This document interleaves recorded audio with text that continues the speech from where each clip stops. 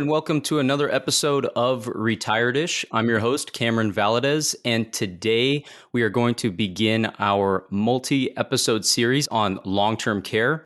As with personal finance in general, many people and even professionals are simply undereducated in the world of long-term care. Yet it is something that has a very high probability of affecting all of us, mentally, physically, and financially, particularly later in life. Long-term care is a critical topic, but so many of us put it on the back burner because we believe that it will never happen to us. I'm sure you've felt that way at some point.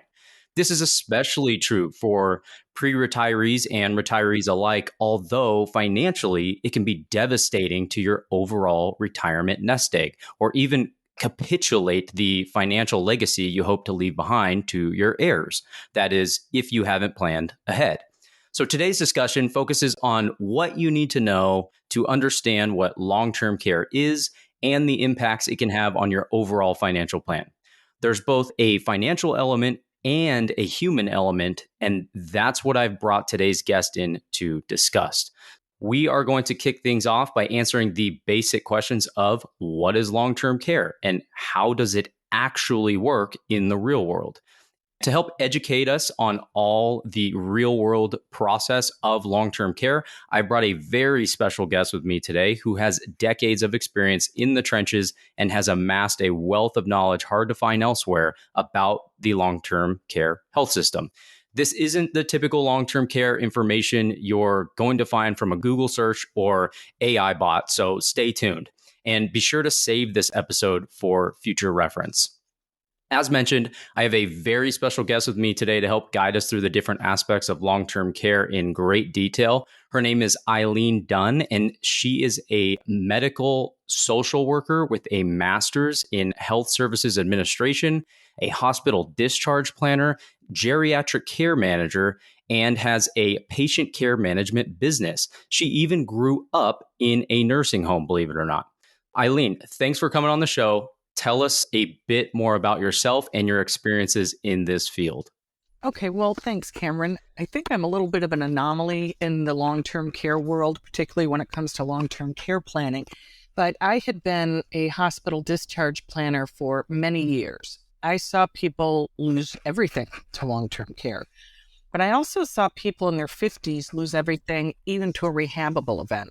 And it wasn't until when I left the hospital, I live in the Adirondack Mountains in upstate New York, and I had taken a job as special assistant to the director of the New York State Medicaid program. And in New York State, we have this thing called the Partnership for Long-Term Care, and it had to do with this thing called long-term care insurance. Mm-hmm. Here, I'd been working in a hospital every day, dealing with Medicare, Medicaid, Blue Cross, Blue Shield, all of that, and I had never heard of this long-term care insurance. So, of course, my first response was, yeah, right, what's the catch? If something sounds too good to be true, chances are it is. So when I left the state, I started my private practice as a geriatric care manager. And the director of that program said, Eileen, you really should incorporate long-term care insurance into your business because there's really not anybody with a healthcare background doing it. And I really wasn't sure about that, so I decided to start attending some seminars. The reality is it was flat out wrong information, and it really wasn't intentional. It's just that the people that were talking about it, they were basically just talking about a product, but they had no understanding of the long-term healthcare system. And unless you understand a long-term healthcare system, how could you ever decide if you need to insure for it? So that's when I kind of started to take a deeper dive into those things and really seeing the importance of planning, particularly through my care management business, when people didn't exactly have the best plans in place. Wow. Eileen, that's a fascinating perspective and very enlightening. And with that, I'd like to dive into this important topic. So help us understand a little bit more about what really is long-term care, because I think everybody has kind of a different perspective on it, and most just don't really understand it for what it really is. And I know you have that insight. So could you share that with us? Sure. And I would ask you, and I would ask the audience too, what is the first thing that you think of when you hear long-term care? And most people are going to say nursing home. Right. To me, it's assistance. Right.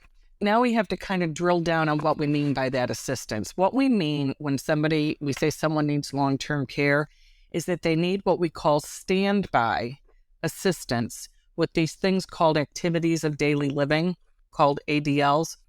And there are 6 of them. It's bathing, dressing, eating, continence, transferring, and toileting. And toileting is not nearly as offensive as it sounds. Very often, that's just assistance getting to and from and with clothing adjustment. And this term, standby assistance, means someone within arm's reach for safety, fall precaution, verbal cueing, that kind of thing. Or it could mean someone that needs assistance because they have a cognitive impairment. But there's another level of assistance that is not talked about as much as it should be, and it's what we call the homemaker services. Those are IADLs, instrumental activities of daily living. And those are things like meal preparation, light housekeeping, laundry, those kinds of things. In fact, most of my care management clients come to me when they first just start needing somebody a couple days a week to help get them to the store, maybe do some of the heavy lifting around the house, like the laundry, those kinds of things. Then eventually they might need some standby assistance. Then down the road, they might need the hands-on or physical assistance. It's really kind of a continuum of care. Gotcha. And although listeners may not be too familiar, I know that Medicare doesn't necessarily cover long-term care or a lot of those things that you talked about, yet that seems to be what most people think. They say, oh, I won't worry about that because I'll just have Medicare cover that. Or, hey, doesn't the state have programs that will just cover me if I don't have the money to pay for my care or assistance? And unfortunately, this isn't the case. In general, it's only things like skilled nursing that are covered, which is totally different than long-term care and those 6 ADLs that you spoke of. And even then, the skilled nursing is only covered for so long. And another thing people should know is that skilled nursing is actually medical care and assistance rather than assistance with any of those activities of daily living. And that being said, where does Medicare coordinate with all of this? And what about programs like Medicaid or Medi-Cal in somewhere like California? Why is that really not a great option for care for most people?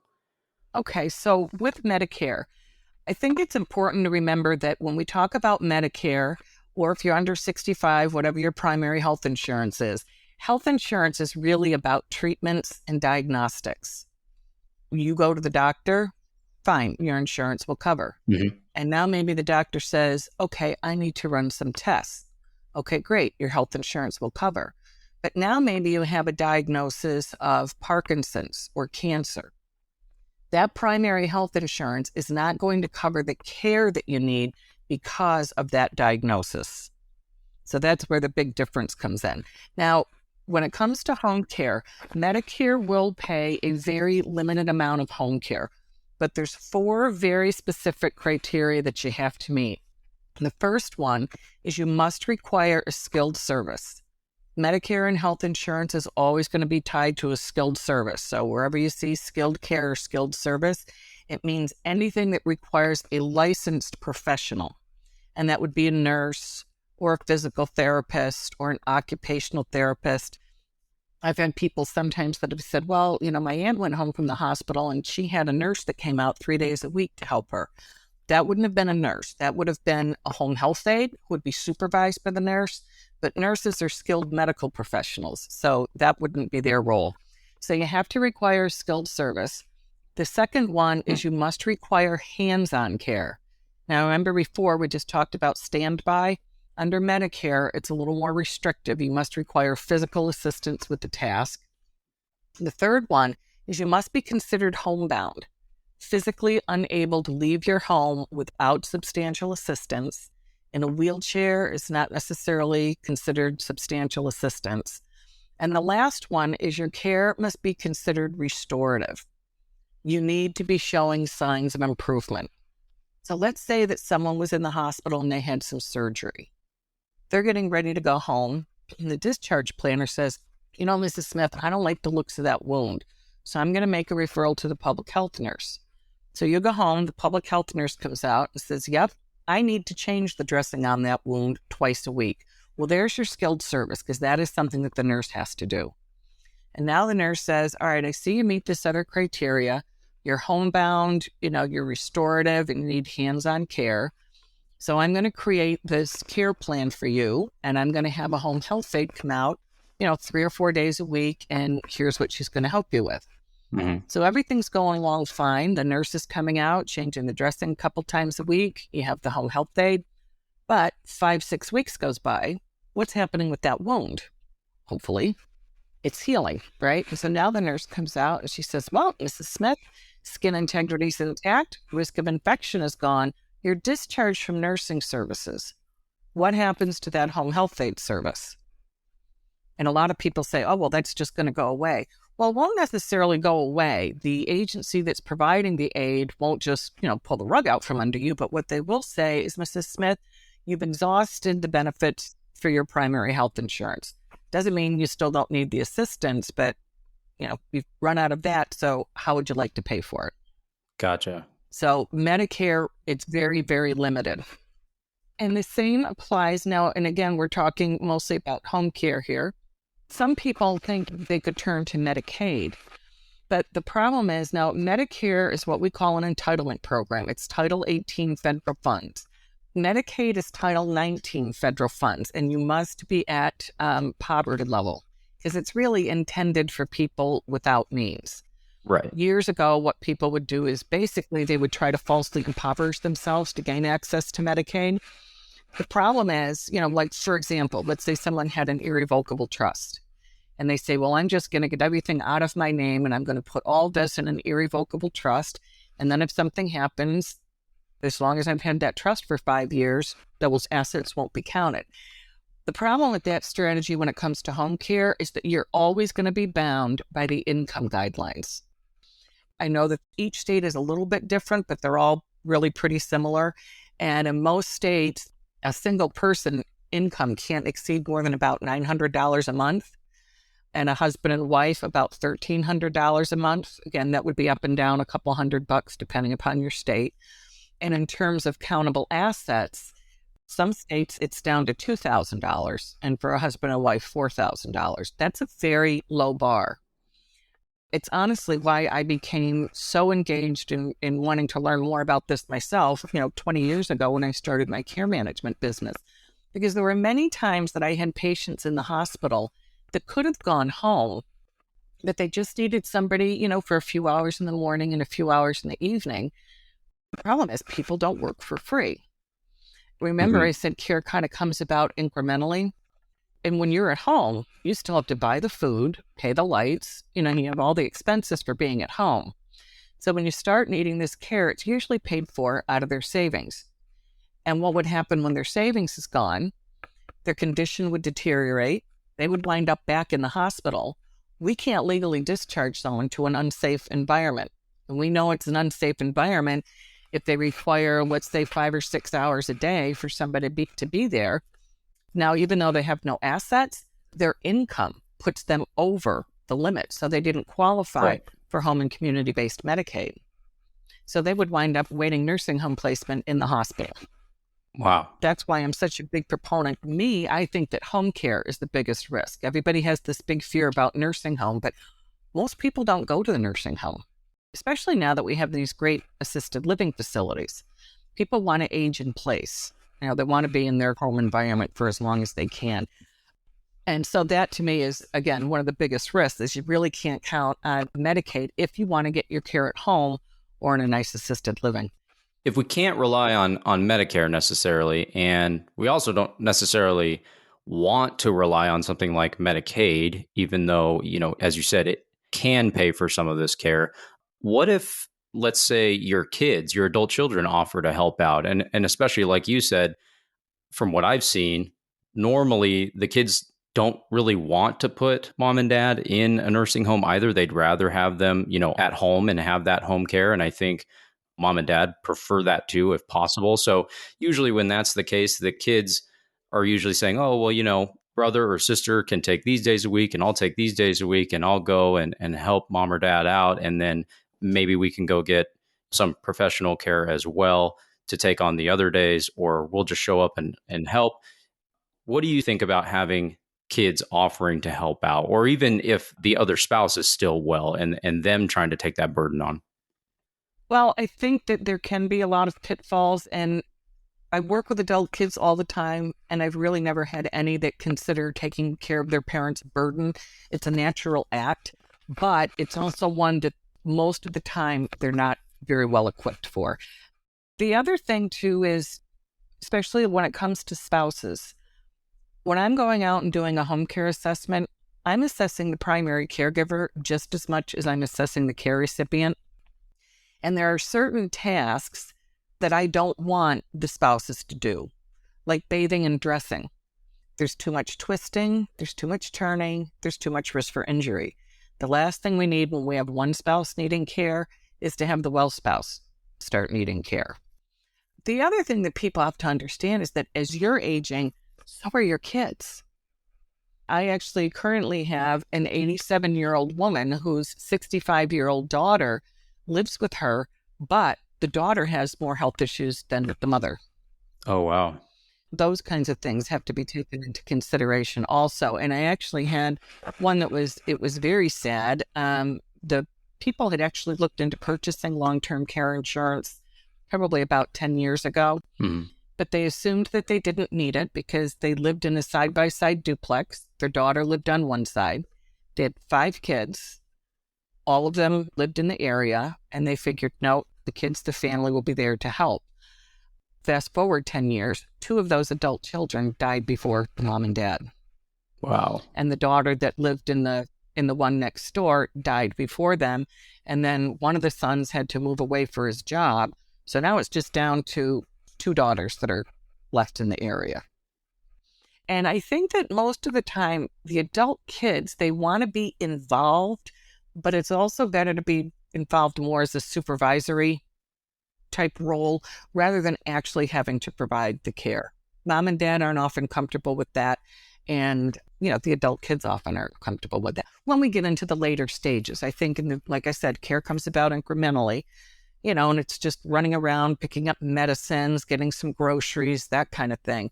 But when they start needing that standby assistance, but not only that, as we go back to, like I said, that bathing and dressing are usually the first 2 ADLs that people need assistance with. But also from a clinical standpoint, it's better to have someone who's going to be looking for skin integrity, muscle strength, that type of thing that we can help the seniors with. Gotcha. So mainly the role of the adult children would be not so much supervision of mom and dad, but supervision of their care and who they're hiring to do these things. Right. And it can be, especially if the adult kids are working, and they often have grandkids too, so they're juggling a lot. And I think that people underestimate the stress of being a primary caregiver. Yeah, absolutely. I would agree with that. Well, thanks for that insight. That was great. I want to piggyback off of that and ask if you have any tips for our listeners that currently are the ones that are taking care of parents or, managing their care, or have a parent who is close to needing to make decisions about their future care. What kind of tips or insights would you have for them that we haven't discussed? Well, there is a lot of information out there. I would say also to start with some of your local organizations, because there's something out there. I tend to call it the healthcare underground. There's a lot of little services that might be available that people just aren't aware of, but your hospital discharge planners might know. Some social workers at the nursing homes, might be able to give you some insight. Even through the Alzheimer's Association, sometimes there's grant money available through places. There's a lot of small agencies that provide respite care that might be a couple of hours a week that's free to people. But I would also have them look up what we call a caregiver's Bill of Rights, because it's really important. Just like we talk about work-life balance, you've got to have this balance with your caregiving too. But I think one of the biggest things is to ask for and accept help. Sometimes people are afraid to ask. If you have a sibling that isn't offering to help, well, then ask, and it's okay to do that. Like if you have parents that are getting near where they might have to make some decisions or are kind of thinking about things, but a lot of times the adult kids say, I just don't know how to even bring this up to my parents. How do I even talk about this? Yeah. One way is to open it up. Talk about what you've done. Maybe you said, no, mom and dad, I just want you to know that we just got some of our planning in place. We've got a will and, I've got a healthcare proxy and Sue is going to be my healthcare agent. She knows exactly what my wishes are. By the way, have you guys done anything? Because I want to make sure that I know what you want so that when the time comes, I'm doing what you have asked us to do. Yeah, that seems like a great way to kind of broach the topic. Thank you for sharing that. I mean, including long-term care planning in one's comprehensive financial plans and things like long-term care insurance, like you mentioned before, can truly work when they're well understood, right? And if it's tackled early enough. And I'm glad you have shared more of the nuances around how the process actually works, because the unfortunate reality is that more often than not, most people hear of or talk about long-term care only when talking with their insurance or financial professionals, when they bring it up in their meetings. And most don't actually have an understanding of the long-term healthcare system unless maybe they've been through this before with a parent or some other family member. And just some knowledge of products that may help alleviate some of the financial burden. Sometimes it would be, putting the cart before the horse.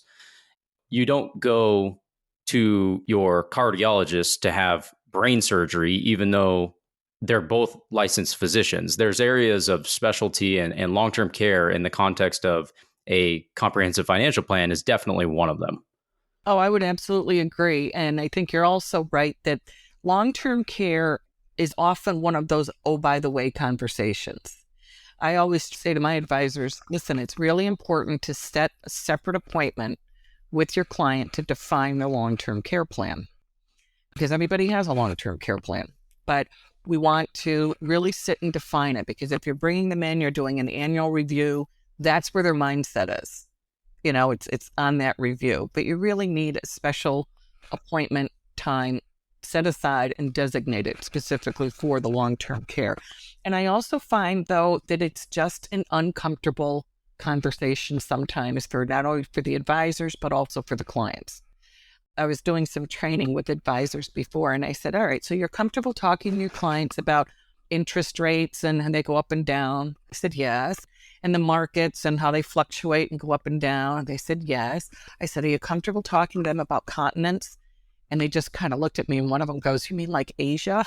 I said, oh my no. gosh, that's funny. So it can be a little bit uncomfortable for the advisors, but it's just one of those things that you just, you don't have to get into gory detail with them. You just got to say, hey, this is a real risk. How can we manage this for you? Right. And again, going back to what we were talking about earlier, I think it gets put on the back burner a lot because most people just don't realize how impactful it can be. Not just, maybe they can imagine the burden and the possible stress, but as far as the finances go, I don't think a lot of people realize just how much this stuff can cost unless someone else has, brought it up to them and said, look, the odds of this happening are a lot higher than dying, for instance, right? But people have things like life insurance, but they don't consider the cost of care. And again, another big problem of that is a lot of people just think, hey, that's not going to be me. Well, right. When they think about the nursing home, and they're correct. Right. But the home care, a lot of them don't even know that that's a thing either.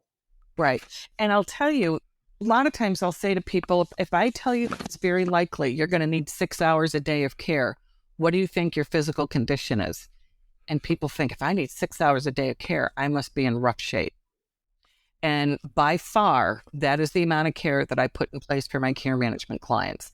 And it's usually just a few hours in the morning and a few hours in the evening. As an example, I have a husband and wife who've been having this care for probably 5 or 6 years now. And it's the husband that needs the assistance. So we have a gal that goes in from 9 to 12.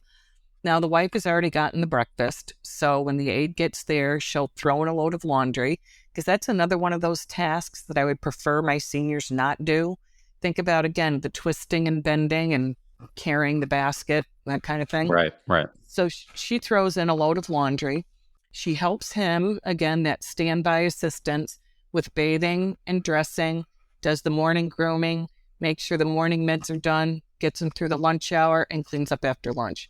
There's 3 hours right there. Then they're fine for the afternoon.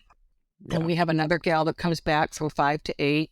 She puts away the laundry from the morning, gets him through the dinner hour, helps him back into his night clothes, does the evening grooming, makes sure the evening meds are done, and cleans up after dinner. There's another 6 hours right there, but it's 6 hours that makes the caregiver and the care recipient's life easier. Because people, again, caregiving full-time can be really hard. And those 3 hours is just a godsend for the wife. She can run out and do some errands, that kind of thing. But at $25 an hour times 6 hours a day, you're looking at a little over $40,000 a year. And that's just for basic care. That would change based on, state and exact location in each state, right? Well, the home care cost state to state, there's pretty even, about $25 an hour. So some are actually even up to $30. I have a 94-year-old gentleman right now that I have to have 2 caregivers there 24 hours a day. He's got 4 kids, but none of them live in the area. Yeah, I can see how it's easy to underestimate the need of care. Yeah. Well, there's only 3 reasons that I have ever had to place someone in a nursing home. And the first one, 9 times out of 10, it's because they've run out of money. I can make anything happen at home, but it has to be paid for. And the second reason, again, back to the caregiver stress. People seriously underestimate the stress of being a primary caregiver. And the last reason would be that their care did get to the point that they did need that level of assistance.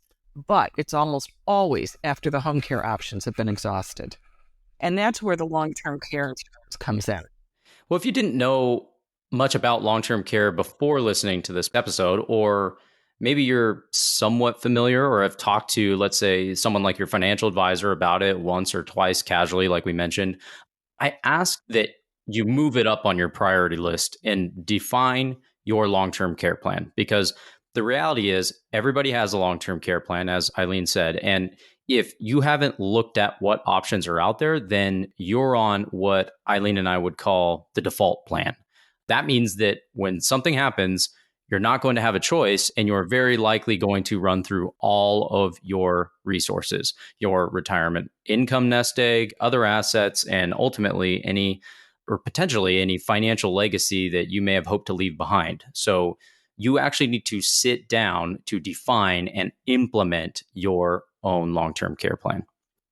So thank you again, Eileen, for educating us on the realities of long-term care. I can't wait to dive deeper into this topic and continue our conversation, which of course we will share with the listeners in the following episodes. This has been truly insightful. Thanks, Cameron. It's nice to be here.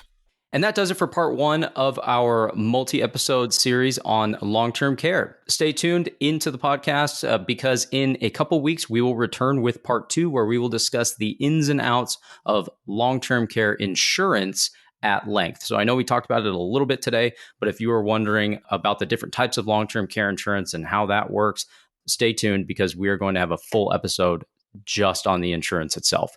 If you have a minute and find this information actionable and insightful, and you want to stay up to date on the latest and useful retirement planning content, please subscribe to or follow the show on your favorite podcast app. If you'd like to learn more about the rules and strategies that we've talked about in today's show, you can find links to some of the resources we have provided in the show notes, again, on your podcast app, or you can visit us at retiredishpodcast.com/18. There, you can also sign up for our monthly Retired-ish newsletter, where each month we discuss money and emotions, investing, tax, estate tips, Medicare and Social Security, long-term care, and even a brief discussion about the current markets in layman's terms. We always include something actionable in our newsletters so that you can implement them right away, such as how-to guides and other simplified strategies. Again, this can all be found at retiredishpodcast.com/18. Thank you for tuning in and following along. See you next time on Retired-ish. Strategies to use, yeah. I'm gonna show you how to do this. Investing in tax, estate tips you needed. I'm gonna give you my help. I'm gonna give you my help. Oh. Eileen Dunn is not affiliated with or endorsed by LPL Financial or Plannable Wealth. Securities and advisory services are offered through LPL Financial, a registered investment advisor, member FINRA, SIPC. The opinions voiced in this podcast are for general information only and are not intended to provide specific advice or recommendations for any individual. To determine which strategies or investments may be suitable for you, consult the appropriate qualified professional prior to making a decision.